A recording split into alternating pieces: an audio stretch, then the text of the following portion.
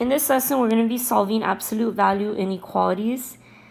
Absolute value inequalities are like compound, except they don't tell you if it's and or, so you have to look at your symbol. The way I remember it is greater sounds like great or, so that's an or. Less than sounds like less and, so that's an and.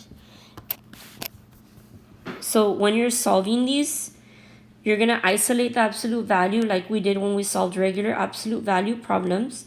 Then you'll separate it into two separate inequalities. Your second inequality, you're going to flip the symbol and change the sign. Kind of like when we did absolute value and the second equation was negative. It's just now you're also flipping the symbol and making it negative. So we look at number 1 here. Our absolute value is not by itself. We have to get rid of the minus 2. So we're going to add 2 to both sides. Once we do that, the absolute value is isolated. Now you look at your symbol. Here it's greater than or equal to. Remember, greater sounds like great or. So this is going to be an or problem. So I have 6y minus 5 greater than or equal to 13, or 6y minus 5. Here we're going to flip the symbol and make it negative. So it changes to less than or equal to negative 13.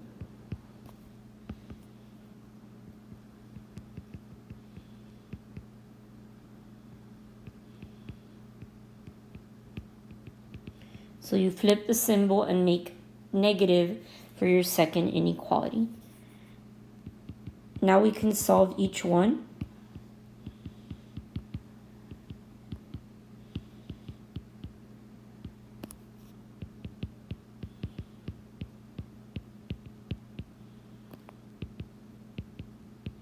The second one, I got a fraction. I'm going to simplify by dividing by 2.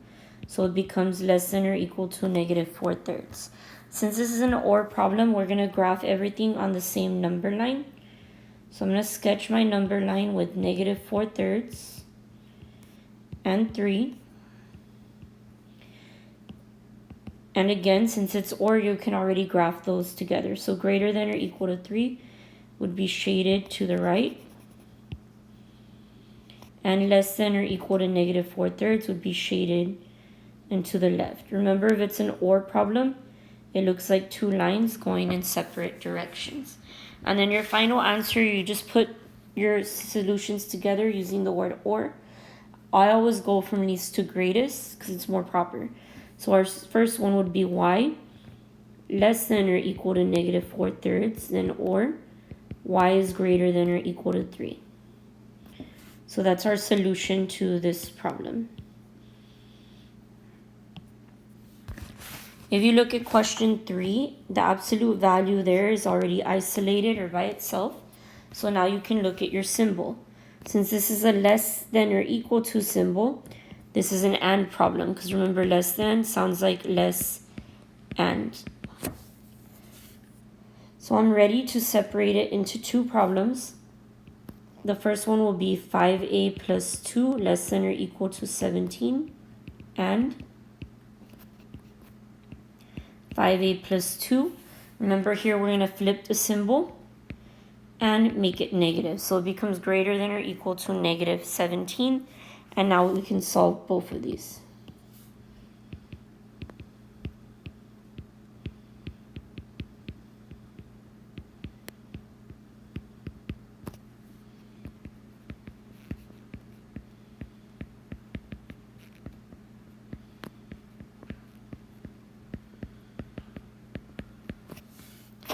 Now I'm going to draw my number line with negative 19/5 and 3.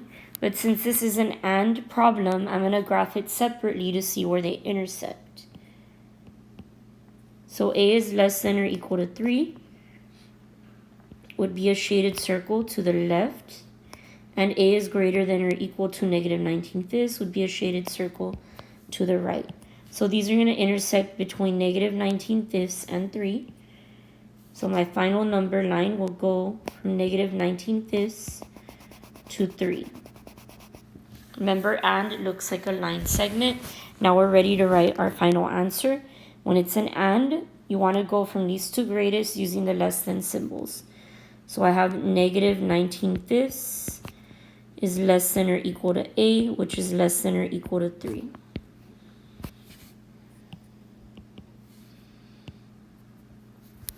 So again, if it's an and, you go from least to greatest using your less than symbols. We look at question 2. We want to get our absolute value by itself. Here we have to get rid of the 2 and the 3. Don't do 2 plus 3, and don't try to distribute the 3. When you're trying to get the absolute value by itself, you need to undo stuff, so move it to the other side. So since the 3 is stuck to it, I have to start by getting rid of my 2.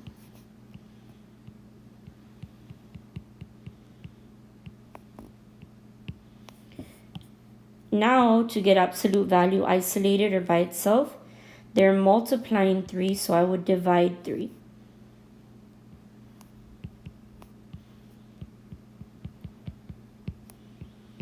Now that the absolute value is by itself, you can look at your symbol to decide if it's an and or an or problem. Since that's the greater than symbol, this is an or problem. Notice I didn't check the symbol till the absolute value was isolated. Now I can separate it into 2 problems.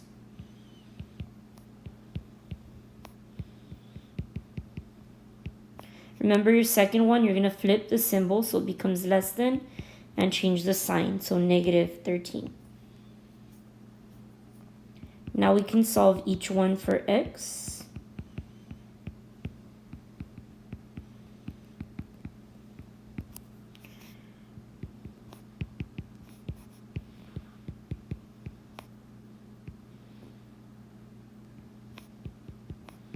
Here, negative 6/4, we can divide by 2 to simplify, so it becomes negative 3/2. So now I'm ready to sketch my number line. It's going to have negative 3/2 and 5. And since this is an or problem, I can graph them both on the line already. So x is greater than 5 would be unshaded and to the right. And x is less than negative 3/2 would be unshaded and to the left. So now that I have my number line graphed, I can write my final answer. Remember, you go from least to greatest. So this would be x is less than negative 3/2. I'm going to write it here on the side. So x is less than negative 3/2, or x is greater than 5.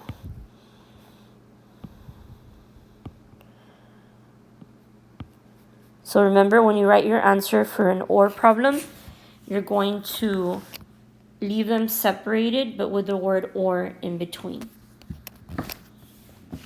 Now we look at our last problem here. I want to get my absolute value by itself.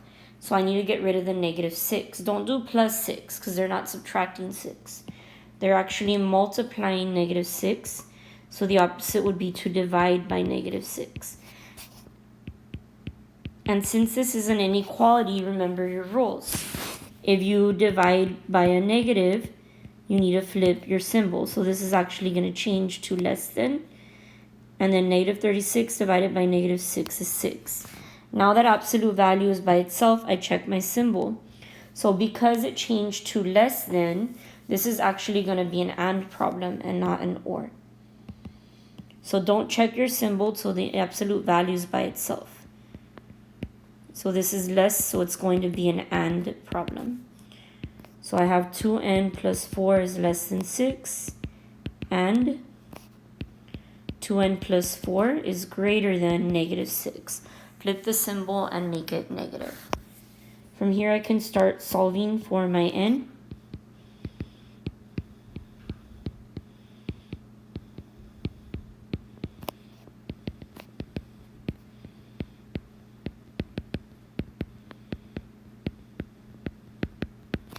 Now that I have my two solutions, I'm going to sketch a number line with negative 5 and 1.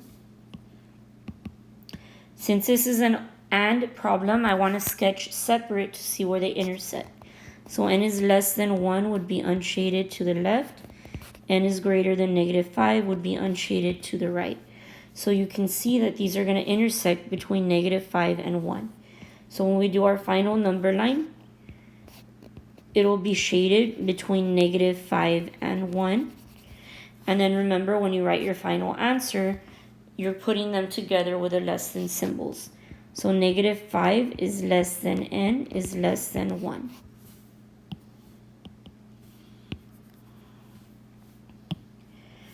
So again, if you have an or, it looks like lines going in opposite directions. If you have an and, it looks like a line segment. For or, you leave your answers, two separate answers with the word or in between. For and, you put them into one statement with your smaller number less than x, less than your bigger number, or whatever variable they're using. Don't forget that you have to isolate absolute value first. In other words, get it by itself. Once you do that, check your symbol. If it's greater, then it's an or problem. If it's less than, then it's an and.